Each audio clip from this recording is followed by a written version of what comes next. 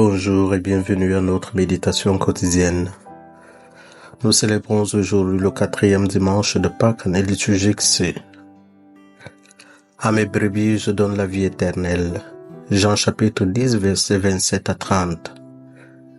Quelle belle promesse! Ne jamais être séparé du Père. On ose à peine y croire, parce que le monde dans lequel on vit est marqué par les déchirements et les séparations. Il y a les séparations dans le monde, entre les pays et parfois même à l'intérieur d'un même pays. Il y a aussi les séparations dans les familles, entre les époux à la suite d'un divorce, entre les enfants et leurs parents à la suite d'une séparation. Il y a aussi les séparations brutales à la suite d'une maladie ou de la mort. On voudrait tellement que les choses restent telles qu'elles sont, et pourtant, tout n'est que séparation. Jésus ne parlait pas de n'importe quelle séparation, il parlait d'une séparation brutale. Il parlait de personnes qui venaient arracher les croyants de la main du Père. Il pensait sans doute aux persécutions, aux mauvais traitements infligés aux chrétiens tout simplement parce qu'ils croyaient en Dieu et pas à l'empereur. Jésus avait d'ailleurs utilisé un terme violent. Il avait parlé de ceux qui viendraient arracher les chrétiens. Et dans la première lecture, on a un autre exemple de séparation utile et nécessaire. C'est Saint Paul qui décide de ne plus s'occuper des Juifs, puisqu'il le rejette, mais de se tourner vers les païens. Et c'est grâce à cela qu'il a porté la bonne nouvelle jusqu'à Rome, et que de là, d'autres missionnaires sont venus jusque dans nos régions pour y apporter l'Évangile. Saint Paul avait quitté son pays, ses amis, ses compatriotes, pour aller vers les étrangers, des gens qui avaient une autre culture, une autre langue et d'autres dieux. Et c'est grâce à lui et à tant d'autres que nous sommes aujourd'hui chrétiens. Ces apôtres et ces missionnaires étaient peut-être arrachés à leur famille et à leurs amis. Ils restaient pourtant dans la main de Dieu, de la même façon que Jésus, le Fils de Dieu, était toujours resté dans la main de son Père, non seulement pendant son séjour sur terre, mais aussi pendant sa passion. C'est pour cela qu'il a eu le courage d'aller jusqu'au bout.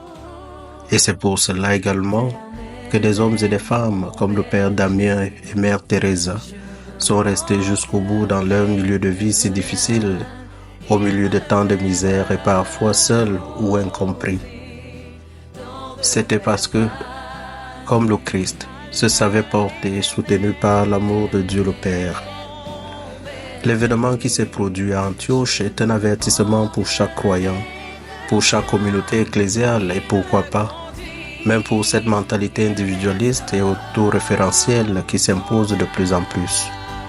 Croire que nous connaissons déjà le Seigneur et que nous le possédons, en arrêtant ainsi l'appel continu à la conversion du cœur qui nous invite quotidiennement à dépasser nos limites, c'est contredire l'Évangile et au fond le blasphémer. La vie à la suite de Jésus et de son Évangile n'est pas la sécurité d'une adhésion, ni même l'acquisition tranquille d'une ancienne prédilection. Il y a un effort dans l'écoute et une urgence à changer nos cœurs par la suite. Dans l'Évangile, Jésus dit « Mes brebis écoutent ma voix, moi je les connais et elles viennent vers moi, elles me suivent. » Être fidèle au Seigneur signifie écouter sa voix et le suivre chaque jour, là où il nous conduit.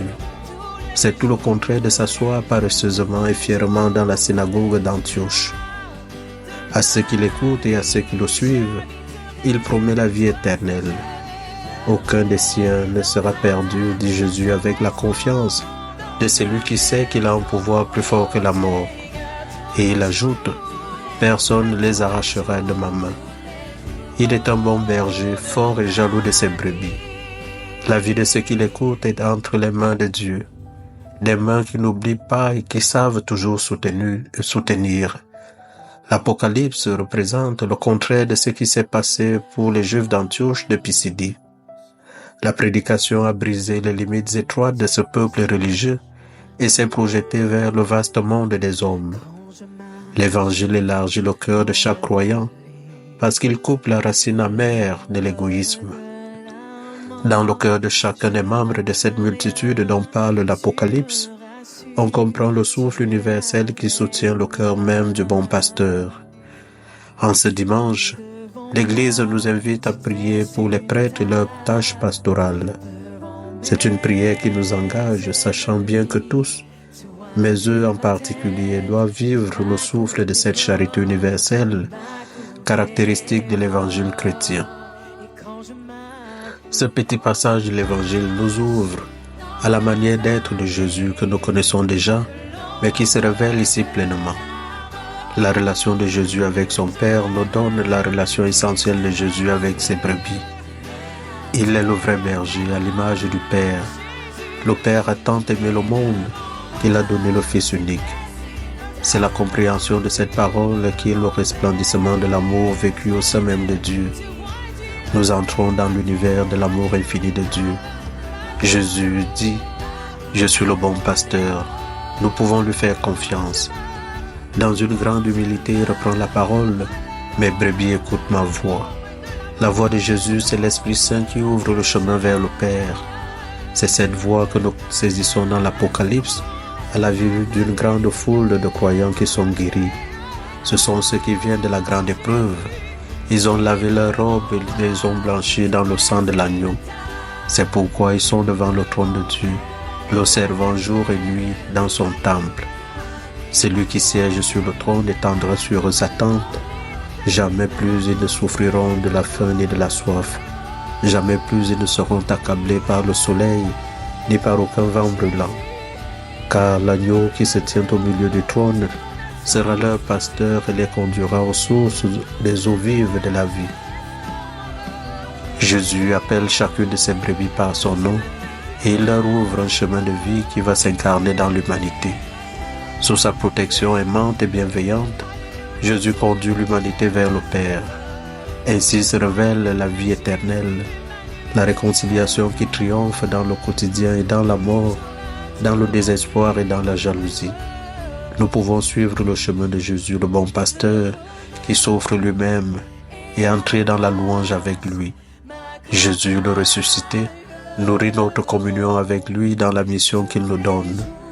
Nous devenons le signe de la résurrection qui nous anime de l'intérieur, épousant le plus profond, le plus secret de notre être, là où le Père et le Fils viennent demeurer. Cette vie éternelle est l'amour du Père et du Fils, c'est l'Esprit Saint.